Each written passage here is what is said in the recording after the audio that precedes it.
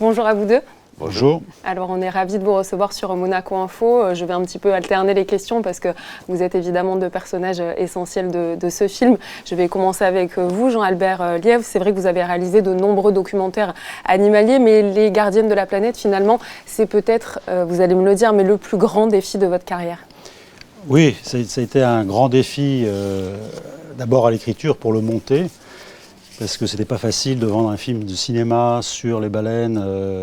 C'est un sujet qui intéresse tout le monde, mais qui n'était pas facile à vendre à des distributeurs et des producteurs. Et ça a été un défi parce que c'est un film qui est essentiellement tourné sur l'eau, sur et sous l'eau. Et sur et sous l'eau, c'est toujours très compliqué techniquement. Donc ça a été un défi, plus le Covid.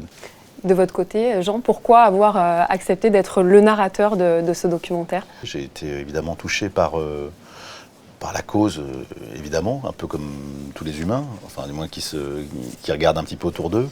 Et puis j'ai trouvé le documentaire très, très intéressant, très bien documenté, apaisant, militant, et puis surtout je l'ai trouvé très joli. J'ai trouvé ce film très beau et j'ai l'impression que si on veut être un peu concerné par le sujet, la beauté est un bon axe. C'est un exercice que j'avais rarement pratiqué. J'avais dû le faire pour un documentaire pour Jean-Paul Belmondo. Et je me suis dit, pourquoi pas faire mon premier rôle de baleine. J'aurais au moins un rôle intelligent dans ma vie. Il apporte beaucoup au film. Parce que oui, Jean, quand vous racontez l'histoire, vous placez du point de vue de la baleine. Oui, vous êtes dans la peau d'une baleine, en quelque sorte. Oui, en tout cas, c'était la demande, effectivement. C'était le postulat de départ. Moi, j'ai simplement écouté ce que me disait Jean-Albert, c'est-à-dire arriver à gérer le temps, essayer d'accompagner l'image sans prendre trop de place, pouvoir poser aussi des temps, pouvoir ne pas non plus culpabiliser les gens, parce qu'on sait très bien que c'est très facile de culpabiliser les gens là-dessus. Donc je me suis un peu laissé faire et j'ai trouvé du plaisir, ouais. Vous parliez il y a quelques instants de la beauté de ce documentaire. C'est vrai que visuellement, vous proposez finalement une expérience sensorielle un petit peu inédite. On a à la fois l'impression d'être dans l'eau et dans la peau de cette baleine. En termes de technique, comment vous avez réussi à nous immerger de la sorte dans la peau d'une baleine, là aussi encore une fois ? Ouais.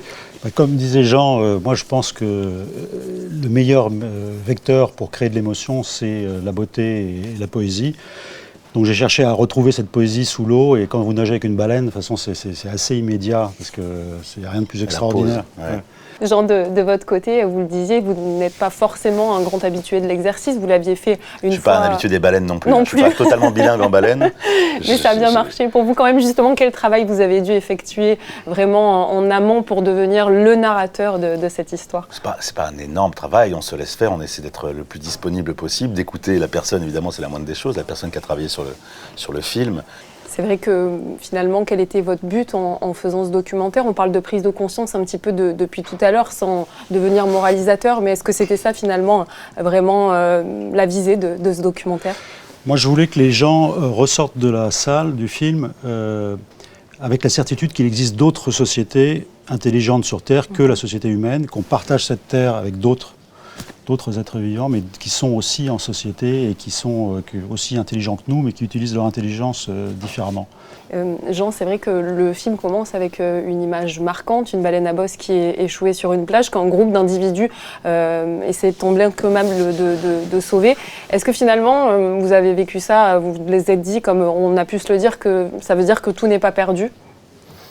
Oui, qu'il y a encore un peu d'humanité, effectivement, mais comme disait Jean-Albert, c'est qu'on puisse encore s'inscrire dans le reste du vivant, qu'on ne se sente pas ni à côté ni au-dessus, qu'on ne se prenne pas pour du surdoué. C'est un petit rappel, mais c'est toujours bon de le faire. Et effectivement, c'était un des bons moyens de commencer comme ça. En tout cas, c'est toujours un très bon rappel de faire ce genre de film, de toute façon. Ça rend toujours très humble de se dire qu'on n'est pas totalement seul là-dessus, que vu de l'espace, effectivement, cette Terre est bleue, qu'on pourrait l'appeler la planète mère, après tout, et qu'on est tous sur des îlots, finalement, et que le reste, c'est 70%.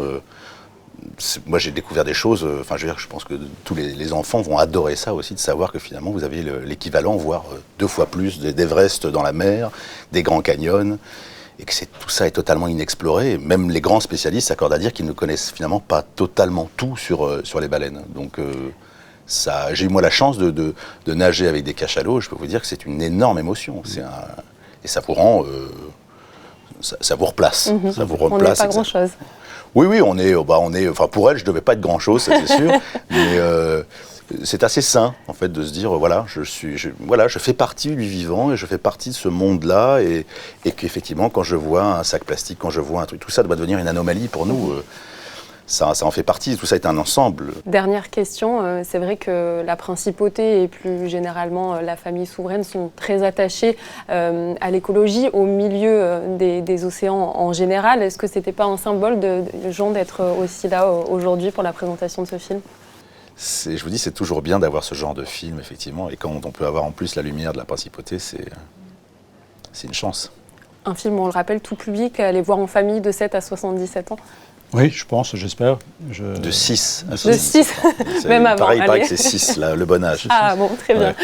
Ouais. Pour tout le monde. Pour tout le monde. Merci beaucoup. Merci à vous. Merci à vous.